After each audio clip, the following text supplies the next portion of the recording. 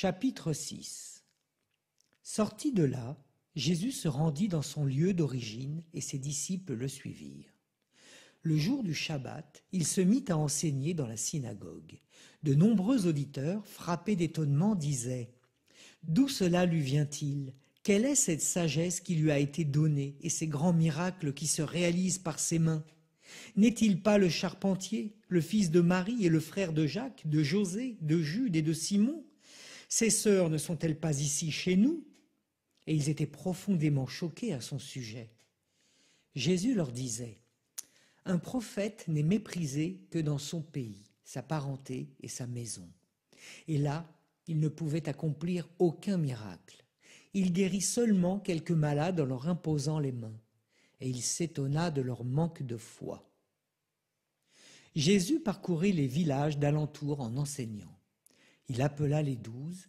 Alors il commença à les envoyer en mission, 2 par 2, et il leur donnait autorité sur les esprits impurs, et il leur prescrivit de ne rien prendre pour la route, mais seulement un bâton, pas de pain, pas de sac, pas de pièces de monnaie dans leur ceinture.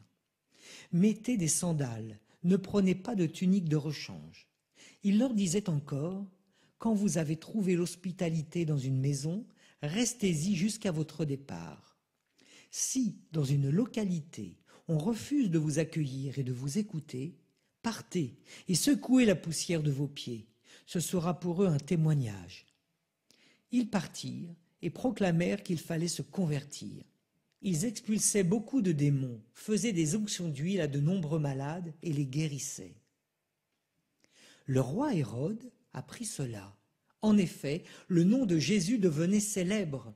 On disait « C'est Jean, celui qui baptisait. Il est ressuscité d'entre les morts, et voilà pourquoi des miracles se réalisent par lui. » Certains disaient « C'est le prophète Élie. » D'autres disaient encore « C'est un prophète comme ceux de jadis. » Hérode entendait ces propos et disait « Celui que j'ai fait décapiter, Jean, le voilà ressuscité. » Car c'était lui, Hérode, qui avait donné l'ordre d'arrêter Jean et de l'enchaîner dans la prison à cause d'Hérodiade, la femme de son frère Philippe, que lui-même avait prise pour épouse.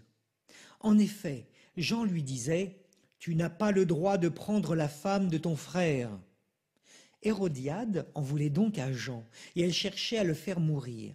Mais elle n'y arrivait pas, parce qu'Hérode avait peur de Jean. Il savait que c'était un homme juste et saint, et il le protégeait. Quand il l'avait entendu, il était très embarrassé, cependant, il l'écoutait avec plaisir. Or, une occasion favorable se présenta quand, le jour de son anniversaire, Hérode fit un dîner pour ses dignitaires, pour les chefs de l'armée et pour les notables de la Galilée. La fille d'Hérodiade fit son entrée et dansa. Elle plut à Hérode et à ses convives. Le roi dit à la jeune fille « Demande-moi ce que tu veux et je te le donnerai. » Et il lui fit ce serment « Tout ce que tu me demanderas, je te le donnerai, même si c'est la moitié de mon royaume. » Elle sortit alors pour dire à sa mère « Qu'est-ce que je vais lui demander ?» Hérodiade répondit « La tête de Jean, celui qui baptise. » Aussitôt, la jeune fille s'empressa de retourner auprès du roi et lui fit cette demande.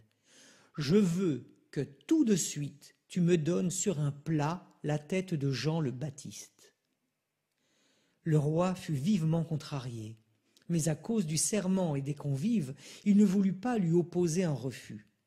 Aussitôt, il envoya un garde avec l'ordre d'apporter la tête de Jean. Le garde s'en alla décapiter Jean dans la prison. Il apporta la tête sur un plat, la donna à la jeune fille, et la jeune fille la donna à sa mère. Ayant appris cela, les disciples de Jean vinrent prendre son corps et le déposèrent dans un tombeau. Les apôtres se réunirent auprès de Jésus et lui annoncèrent tout ce qu'ils avaient fait et enseigné. Il leur dit « Venez à l'écart dans un endroit désert et reposez-vous un peu. » De fait, ceux qui arrivaient et ceux qui partaient étaient nombreux, et l'on n'avait même pas le temps de manger.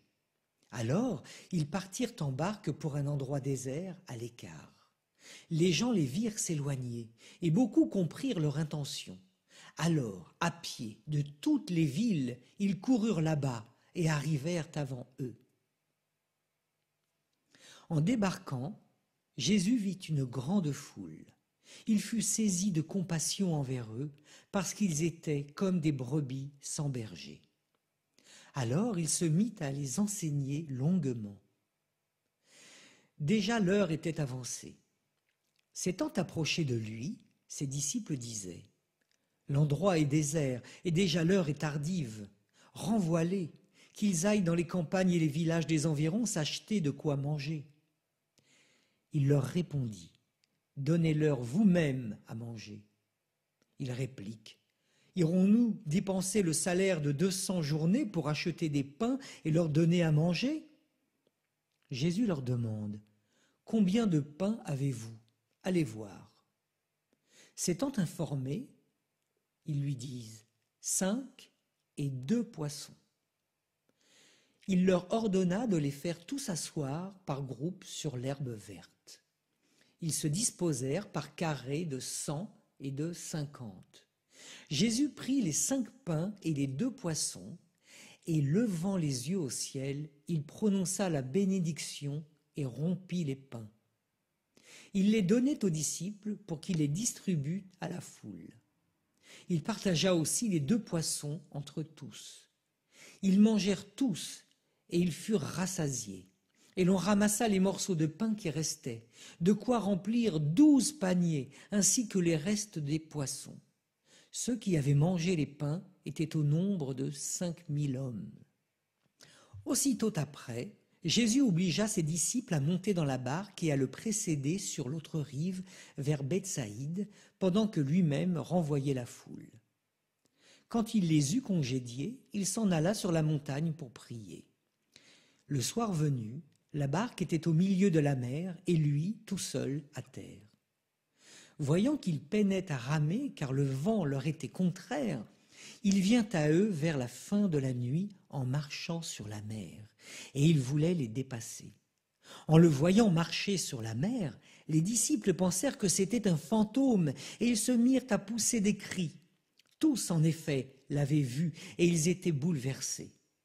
Mais aussitôt Jésus parla avec eux et leur dit : « Confiance, c'est moi, n'ayez pas peur. » Il monta ensuite avec eux dans la barque, et le vent tomba. Et eux-mêmes, ils étaient au comble de la stupeur, car ils n'avaient rien compris au sujet des pains.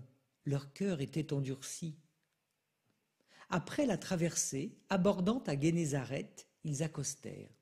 Ils sortirent de la barque, et aussitôt les gens reconnurent Jésus. Ils parcoururent toute la région et se mirent à apporter les malades sur des brancards, là où l'on apprenait que Jésus se trouvait. Et dans tous les endroits où ils se rendaient, dans les villages, les villes ou les campagnes, on déposait les infirmes sur les places. Ils le suppliaient de leur laisser toucher, ne serait-ce que la frange de son manteau. Et tous ceux qui la touchaient étaient sauvés.